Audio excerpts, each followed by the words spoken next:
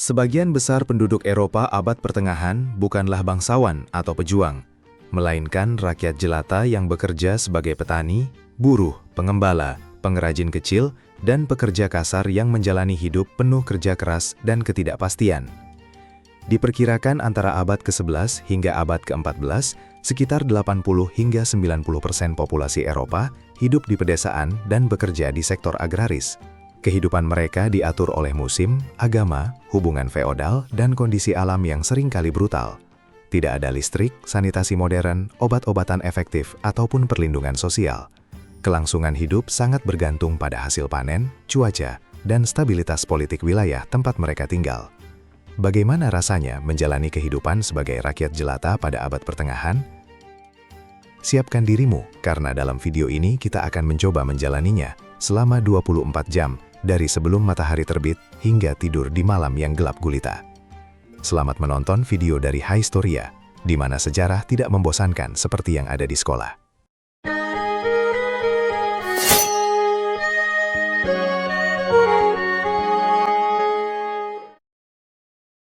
Fajar belum benar-benar muncul ketika kamu terbangun. Bukan karena alarm, tapi karena dingin.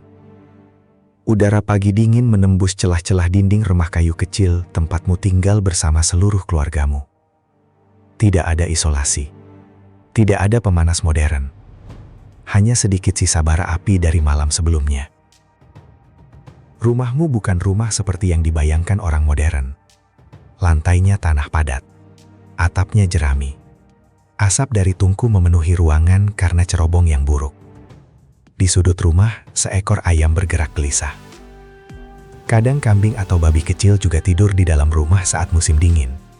Bukan karena kamu menyayangi hewan peliharaan, tapi karena panas tubuh hewan membantu manusia tetap hidup. Kamu tidur berdesakan. Seluruh keluarga berbagi satu ruangan.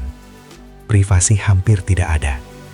Anak-anak, orang tua, bahkan terkadang kerabat lain tidur di tempat yang sama.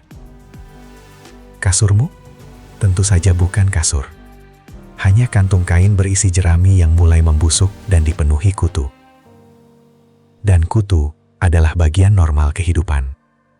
Kebanyakan orang abad pertengahan hampir tidak pernah benar-benar bebas dari gigitan serangga. Kutu rambut, kutu badan, dan pinjal hidup bersama manusia setiap hari. Mereka ada di pakaian, tempat tidur, bahkan di sela-sela kayu rumah. Kamu menggaruk lenganmu sebelum berdiri.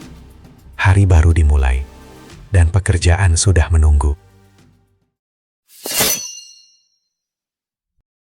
Langit masih gelap kebiruan ketika desa mulai hidup. Terdengar suara ayam berkokok, anjing menggonggong, langkah sepatu kayu di tanah basah, dan suara lonceng gereja dari kejauhan. Kamu keluar rumah membawa ember kayu. Tugas pertama hari ini adalah mengambil air. Masalahnya, air bersih sangat langka. Sumur desa sering tercemar. Sungai dipenuhi limbah manusia dan hewan. Banyak penyakit menyebar melalui air yang sebenarnya kotor. Itu karena orang abad pertengahan belum memahami bakteri. Banyak orang minum biringan yang disebut ale, bahkan sejak pagi, karena kadang lebih aman daripada air biasa. Ya, bahkan anak-anak juga meminumnya. Ale adalah bir yang kandungan alkoholnya rendah, sehingga cukup umum diminum setiap hari. Kamu kembali ke rumah dan sarapan dimulai. Kalau kamu miskin, makananmu sederhana. Roti hitam kasar, bubur gandum, sedikit bawang dan mungkin keju tua jika beruntung. Daging hampir tidak pernah dimakan rakyat biasa kecuali saat festival, pesta gereja, atau hasil berburu ilegal. Dan berburu ilegal bisa membuatmu dihukum berat, karena hutan dan hewan buruan adalah milik bangsawan. Bahkan kayu bakar pun sering diatur hukum kerajaan. Di dunia abad pertengahan, hampir semua hal penting dimiliki orang lain. Matahari mulai naik. Sekarang waktunya bekerja. Jika kamu laki-laki, kemungkinan besar kamu petani. Jika perempuan, kamu tetap bekerja sama kerasnya. Masyarakat abad pertengahan bukan dunia di mana perempuan tinggal diam di rumah.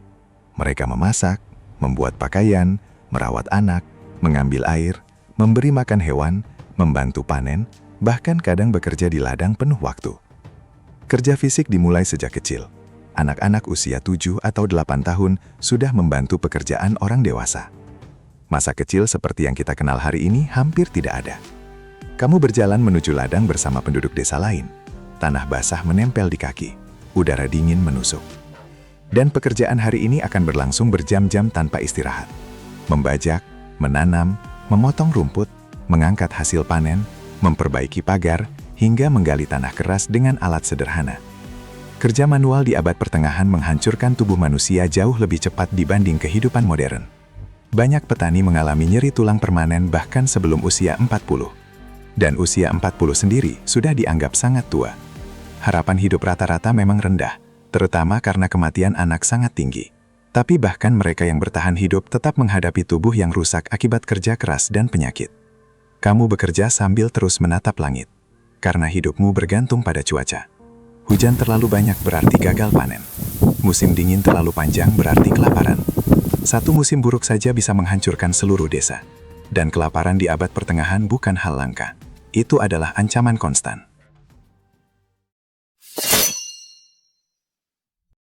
Menjelang siang, tubuhmu semakin lelah. Tangan kasar, punggung sakit, perut lapar lagi. Tapi pekerjaan belum selesai. Di kejauhan, seorang pengawas tanah milik bangsawan datang menunggang kuda. Kehadirannya membuat suasana berubah. Karena rakyat jelata hidup dalam sistem feodal. Artinya, sebagian besar hidupmu bukan benar-benar milikmu. Kamu membayar pajak hasil panen, membayar penggunaan tanah, membayar penggilingan gandum, membayar gereja, dan kadang harus bekerja gratis untuk tuan tanah beberapa hari dalam seminggu.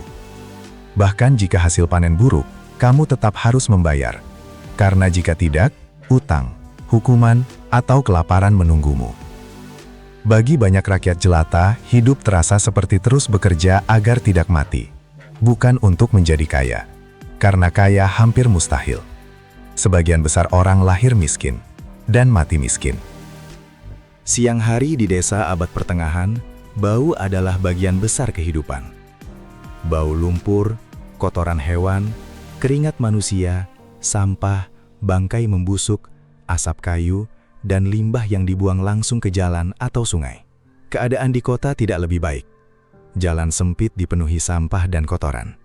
Penyakit menyebar cepat. Tikus hidup di mana-mana. Dan tanpa pemahaman modern tentang kebersihan, wabah dapat muncul kapan saja. Bahkan luka kecil bisa mematikan. Hari ini mungkin kamu hanya terkena goresan alat pertanian. Tanpa antibiotik, infeksi sederhana bisa berubah menjadi kematian perlahan. Itulah mengapa kematian terasa dekat bagi masyarakat abad pertengahan.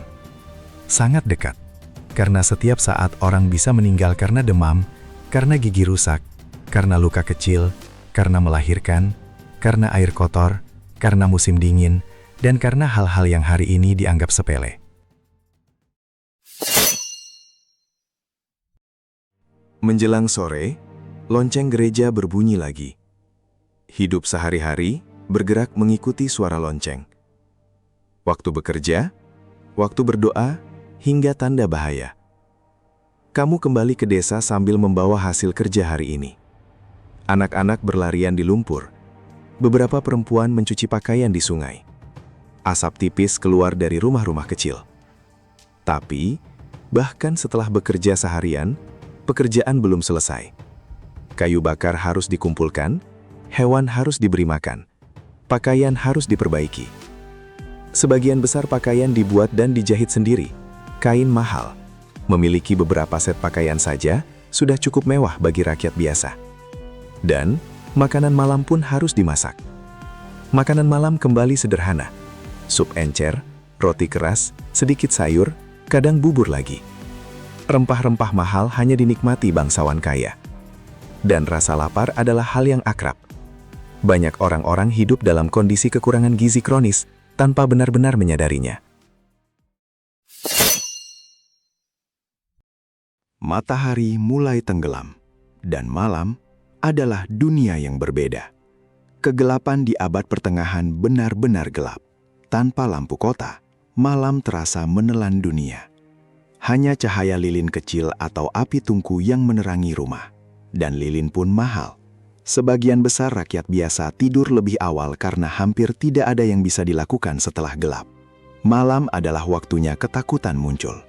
Masyarakat abad pertengahan hidup di dunia yang dipenuhi takayul. Mereka percaya pada iblis, roh jahat, kutukan, penyihir, dan pertanda buruk. Suara aneh di hutan malam bisa dianggap sesuatu yang supernatural. Dan hutan pun sangat ditakuti. Di luar desa kecilmu adalah dunia liar yang gelap dan berbahaya. Bandit, serigala, tentara berkeliaran, orang asing hingga penyakit. Tidak ada keamanan nyata. Jika terjadi perang, desamu bisa habis dibakar dalam semalam. Tentara abad pertengahan sering hidup dari menjarah rakyat sipil. Bagi petani biasa, perang bukan tentang kehormatan. Perang berarti kehilangan rumah, makanan, dan keluarga. Hidup rakyat jelata abad pertengahan adalah siklus kerja tanpa akhir yang sangat bergantung pada alam. Tidak ada pensiun, tidak ada jaminan kesehatan, tidak ada liburan. Jika kamu berhenti bekerja terlalu lama, kamu bisa mati. Malam semakin larut, tubuh terasa remuk. Kamu harus tidur karena besok semuanya akan dimulai lagi dan lagi. Bayangkanlah, jika kamu harus menjalani seluruh hidup seperti ini. Bukan sehari, bukan seminggu, tapi sejak lahir hingga mati. Tidak heran jika banyak orang abad pertengahan sangat religius. Ketika hidup sehari-hari dipenuhi penderitaan dan tidak ada harapan di dunia, gagasan tentang surga menjadi harapan terbesar. Dan mungkin, hal paling penting untuk dipahami tentang rakyat jelata abad pertengahan adalah mereka bukan karakter latar belakang dalam cerita raja dan ksatria, namun mereka adalah mayoritas manusia yang membangun dunia abad pertengahan dengan tangan mereka sendiri. Mereka menanam sumber makanan, membangun jalan, mendirikan gereja, membayar pajak kerajaan, dan bertahan hidup di dunia yang bagi kita hari ini terasa hampir tidak manusiawi. Namun anehnya, di tengah semua kesulitan itu, mereka tetap bisa tertawa, tetap bernyanyi. Mereka tetap menikah, bercanda, merayakan festival, dan berharap hidup akan lebih baik. Karena manusia bisa beradaptasi dengan hampir segala kondisi. Dan bagi mereka, dunia seperti itu adalah normal. Hidup memang seperti itu. Singkat, keras, dan tidak pasti. Dan pertanyaannya sekarang, sanggupkah kamu hidup sehari saja menjadi rakyat jelata di abad pertengahan?